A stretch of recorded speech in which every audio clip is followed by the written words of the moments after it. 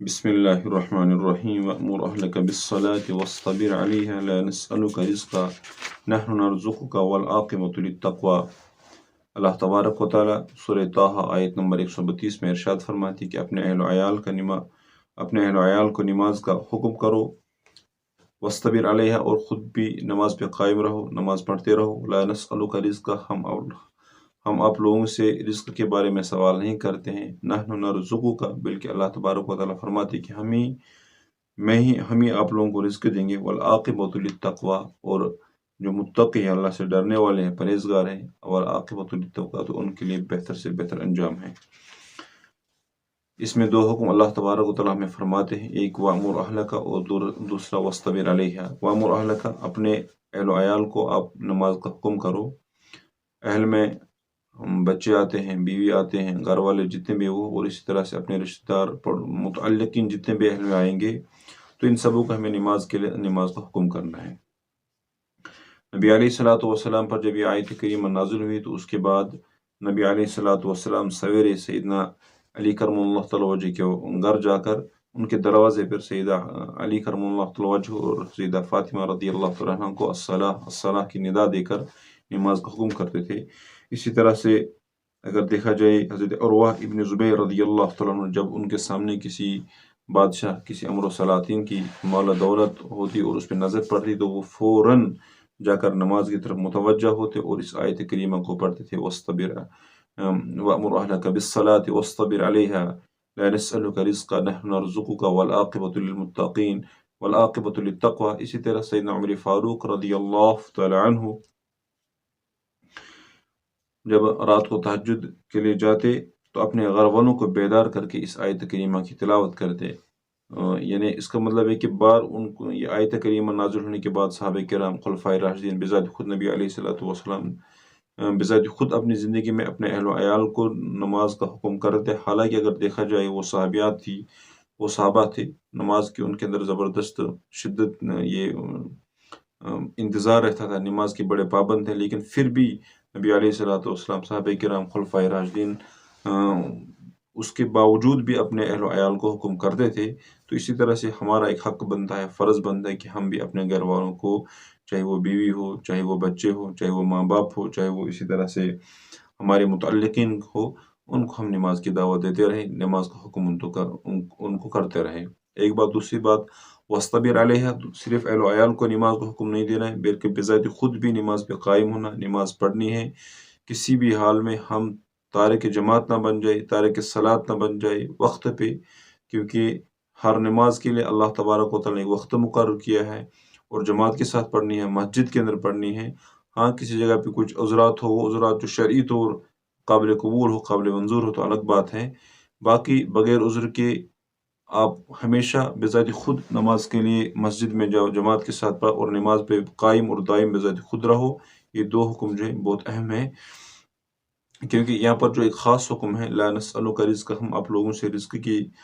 کا سوال نہیں کرتے۔ اللہ تبارک و تعالیٰ اپنے بندوں سے لا نسألک رزق، ہم آپ لوگوں سے رزق کے بارے میں سوال نہیں کرتے، بلکہ نحن نرزقک، ہم آپ کو رزق دیں گے۔ کیونکہ اگر دیکھا جائے رزق کے معاملے میں ایک انسان آج کے دور میں اتنا آگے چلا گیا ہے کہ ہمیں تو ایک انسان کے اوپر فرض ہے، ضروری ہے کہ وہ اپنا معاش، اپنا رزق اتنا تلاش کرے جتنی اس کی ضرورت ہے۔ ضرورت سے زیادہ ایک انسان رات دن 24 گھنٹہ صبح سے لے کر شام تک، چاہے بارش ہو، دھوپ ہو، گرمی ہو، کیا بھی ہو، اور ہمیشہ صرف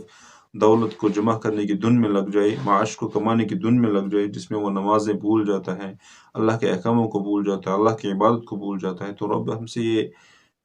فرماتے ہیں کہ ہمیں آپ لوگوں کا رزق نہیں چاہیے، بلکہ آپ رزق تلاش کرو اتنا جتنا آپ لوگوں کی ضرورت ہے۔ نحن نرزقک، ہم آپ کو رزق دیں گے اتنا جتنا آپ کو ضرورت ہو۔ نبی علیہ السلام کا فرمان ہے کہ ایک انسان کتنے بھی کوشش کرے گا، لیکن اس کو ملے گا اتنا ہی جتنا اس کے نصیب میں رب ذوالجلال والاکرام نے لکھا ہے۔ سیدنا ابو ہریرہ رضی اللہ تعالیٰ روایت کرتے ہیں کہ نبی علیہ السلام نے فرمایا کہ جو شخص اپنے آپ کو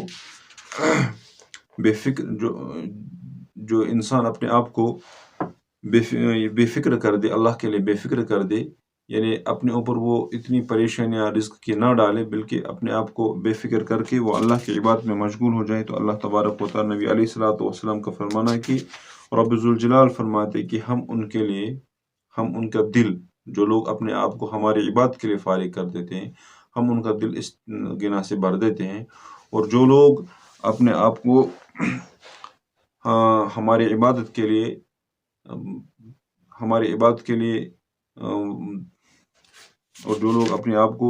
ہماری عبادت کے لیے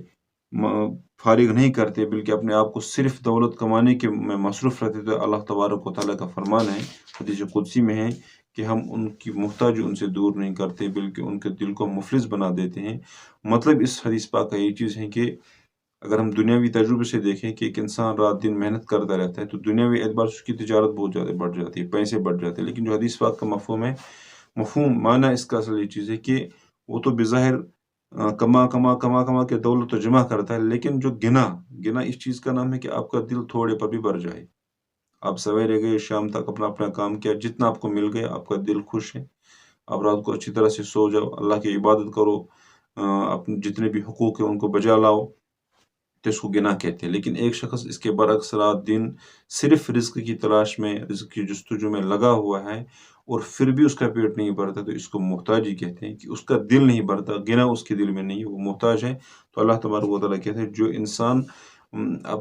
ہماری عبادت کے لیے اپنے آپ کو فارغ نہ کر دے، تو ہم ان کی محتاجی نہیں دور کرتے، ہمیں ان کی پرواہ نہیں ہے، وہ اسی فکر اور اسی پریشانی میں اپنی زندگی کو گزار دیتے، یہاں تک کہ ان کی موت بھی آ جاتی ہے۔ اللہ تعالیٰ اپنی حفاظت فرمائے۔ اسی طرح سے نبی علیہ الصلوۃ والسلام نے فرمایا، سیدنا عبداللہ ابن مسعود رضی اللہ سے روایت ہے کہ نبی علیہ الصلوۃ والسلام فرماتے ہیں، جو شخص اپنے سارے فکروں کو ایک فکر یعنی آخرت کی فکر بنا دے، تو اللہ تبارک و تعالیٰ اس کی دنیا کے فکروں کو اس سے دور کر دیتے ہیں۔ اور جو شخص دنیا کے فکروں کو اپنے لیے خاص کر دے، آخرت کو بھول جائے، تو اللہ تبارک و تعالیٰ کہتے ہیں کہ ہمیں اس کی کوئی فکر نہیں ہے، بلکہ جو وہ کرتا ہے بس اس کو انجام ملے گا۔ اللہ تبارک و تعالیٰ آپ لوگوں کی حفاظت فرمائے، میری بھی حفاظت فرمائے۔ تو ایک بڑا اہم حکم ہے رب ذوالجلال کا کہ اپنے اہل و عیال کو بھی نماز کا حکم کرتے رہے، بذات خود بھی نماز پہ قائم رہے، اور صرف ہم دنیا کی کمانے میں، مال و دولت کی جمع کرنے میں اپنی زندگی کو تباہ اور برباد نہ کر دیں، تو اس کا انجام بڑا برا ہوگا۔ اللہ تبارک و تعالیٰ آپ لوگوں کی بھی حفاظت فرمائے، میری حفاظت فرمائے۔ باقی جتنا ہمارے نصیب میں ہوگا، ہم اپنے وسعت اور ہمیں قدرت اور اللہ کا خوف رکھتے ہوئے اللہ کی عبادت کو انجام دیتے ہوئے کوشش کرتے رہیں، جتنا ہمارے مقدر میں ہوگا وہ ہمیں ملے گا۔ اللہ تبارک و تعالیٰ عمل کرنے کی توفیق عطا فرمائے۔